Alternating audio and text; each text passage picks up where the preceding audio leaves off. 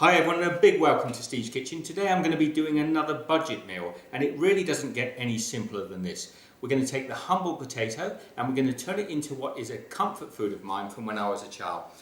One of the very first meals my sister ever learned to cook for me was this corned beef hash. Students, mums, pensioners, pay attention. It really doesn't get simpler or more delicious.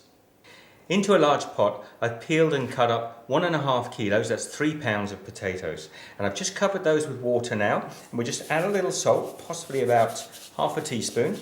And then we're going to pop that onto the stove and boil them until they're soft and tender.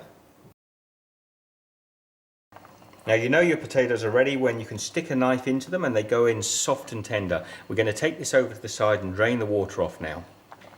So there are our potatoes cooked through, nice and tender. Now I'm just going to add a nice big knob of butter into that and a splash of milk. It's probably about 3 or 4 tablespoons of milk. And then taking a regular potato masher or ricer, we're just going to mash these potatoes down until they're nice and smooth. Now when your potato is nice and smooth and mashed, we're going to be taking 1 tin can of corned beef. Now these corned beef cans normally come with a little key in the top here. You just pull that off and then you're left with the key. You take the edge, there's a little tab here, and pop the key onto there and just start to wind it to undo. So there's a little lesson on opening a corned beef can. I'm sure most of you don't need it, but there you go.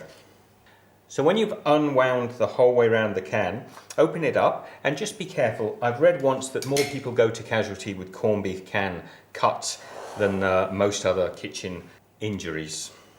So I'd suggest just use a knife or a fork and just pull the corned beef out. We're just going to drop that straight in to our mash and then just cut it up with the knife roughly, just to get smaller pieces. And now again, we're just going to take the corned beef and mash it into the potato. Now when you've creamed that together nicely, that is pretty much it. You could serve that as it is and that tastes absolutely delicious. If you haven't had this before, I urge you to give it a try. Now after all, we are a cooking channel and I don't want to overcloud the simplicity of this dish, but one way you could present it is just to put it into a baking tray. Now if you like, you can do little individual portions like this and pop them away in the freezer. That's a great way of cooking them. Pop them into a baking dish like this and a little grated cheese, little tasty cheese over the top. That goes then into the oven. Remember, it's already cooked. So we're just really going to brown the cheese off a little bit. It can go under the grill. And there you're ready, corned beef hash. Now, serving suggestions. I would just serve this with regular baked beans, or in this instance, we've got a sweet chili baked beans. Now, mums, give this one a try and let the kids get involved. Make this a dish that they can make on their own. It's wonderful and simple, and I'm sure they'll grow to love it as I have over the years.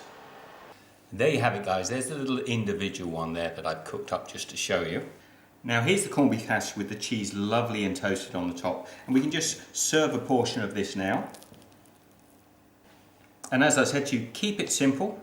This is going to be served with just baked beans, and there you have it. That is a wonderfully simple meal. It'll get you out of a sticky situation every time. It tastes delicious. I'm not going to give this a taste test this time, guys, but give it a try at home. Comments down below. Thanks for watching. I'll put my subscription button down here. I'd love to hear from you. Be good until the next video.